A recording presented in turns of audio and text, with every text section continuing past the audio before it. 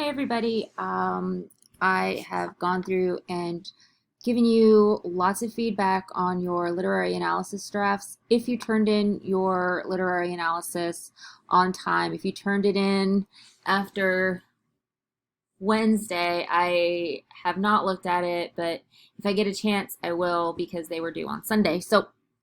Um, I'm sorry, I'm just now getting them back to you because I'm trying to juggle and balance grading stuff for your class and working on stuff for next week and working on another class that I just started teaching. So um, I'm sorry if you expected them sooner. I'm sorry.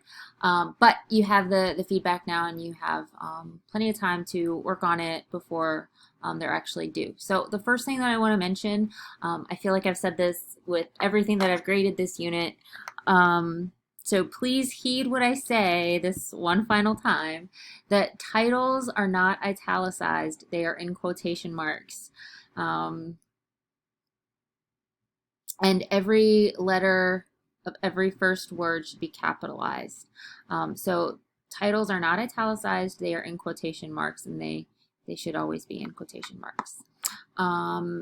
Tense, again, another thing I think that I say every single time is that tense. When you write about literature, you're writing about things in the present tense. So it's not Connie became a different person. It's Connie becomes a different person. It's not Penny and Primrose saw a thing in the forest. It's Penny and Primrose see a thing in the forest. So go through your drafts and make sure that you are consistent in writing in the present tense. Introductions. Your introduction should introduce the title of the story and the author, and please make sure that you have the right author with the right text.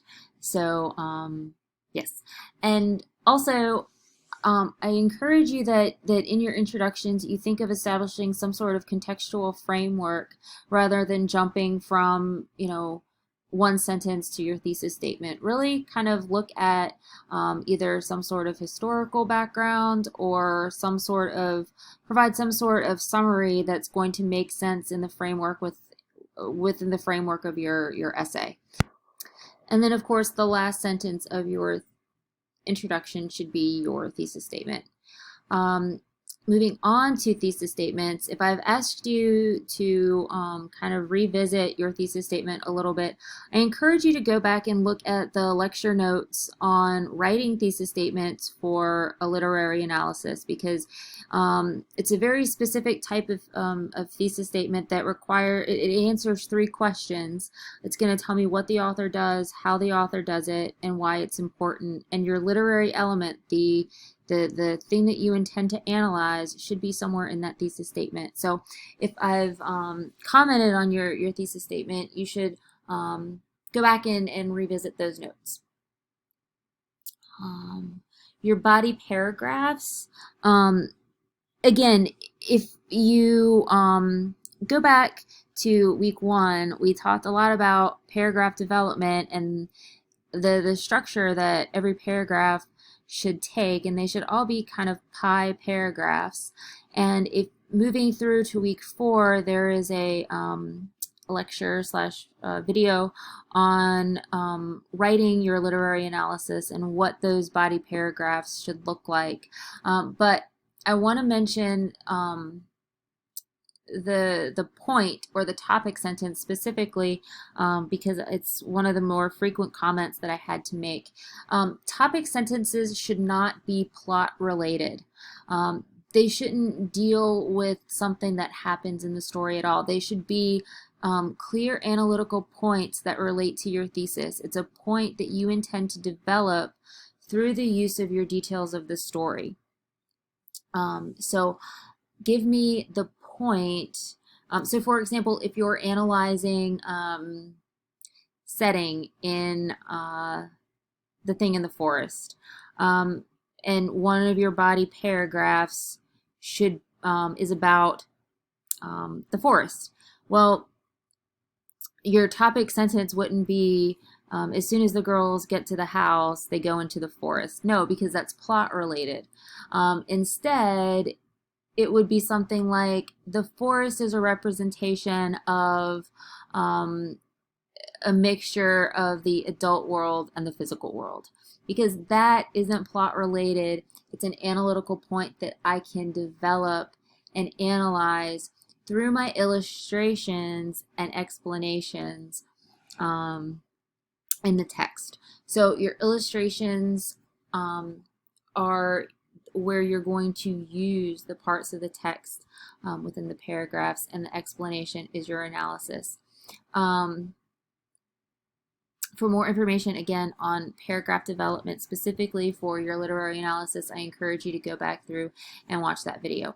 So, going back to one of the key components, 25 points of your rubric is dedicated to quote integration for this essay. So all of your direct quotations should be integrated. And what I mean by that is they can't stand on their own as complete sentences. They have to be woven into your own words with signal phrases. Or, taking the little bits and pieces or the nuggets and weaving them into your own, in your own writing. So don't give me these great big old long sentences. Just take out the best nugget or the best phrase and substitute everything else with paraphrasing. So yes, that's all I have to say about quote integration, other than please make sure that all of your quotes are integrated. The other thing that I want to mention is your in-text citations. They should be in MLA format, and MLA format is very clean, it's very simple, it's very easy, and the only thing that should be in your in-text citations are the author's last name and the page number. There's no P, there's no comma, there's no anything else, but the author's last name and the number of the page. Which brings me to another point about pagination. Each of these PDFs, I purposely gave you files that had actual page numbers. They were copies from an actual book. So they have real page numbers. So please adhere to the numbers that are on the page. Yes, that's all I have to say about that in terms of pagination. And then the other thing that I want to mention is that your periods should be at the end of the closed parentheses. Otherwise, it looks like your in-text citation is the beginning of a new sentence. So make sure that your punctuation is right and that your in-text citations are correct and in MLA format. The other thing that I want to mention about MLA format is the header. Please make sure that you have everything, and make sure that your date is in the right order. It's not month, day, year, but it's day, month, year.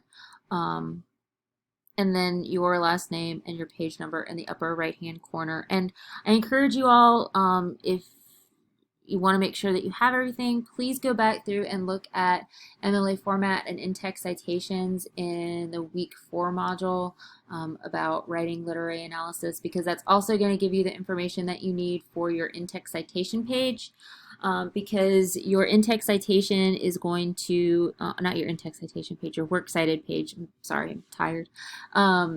It's your works cited page is a separate page all on its own, and you're going to be citing the story as a class handout, and I give you guys the formula and the format for how to do that in that lecture. So, okay, again, I'd like to say that you should avoid declarative statements like I am going to analyze, we shall see, those types of things. Don't tell me what you're going to do, just do it.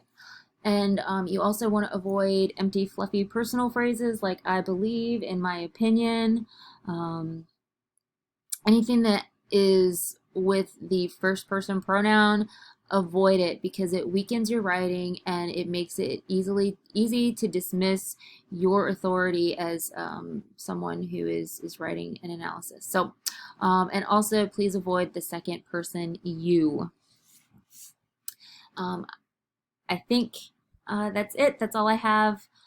Please go back and read your feedback that I've provided for you because it's helpful. And let me know if you have any questions or concerns. I'll be around this weekend in some capacity, mainly on Sunday. So let me know if you have any questions, and I look forward to hearing from you. And I do want to mention that on a whole, I'm really pleased with some of the ideas that you guys are coming up with, and I think that a lot of you have really strong starts. So don't get discouraged. Take my advice, and let me know if you have any questions.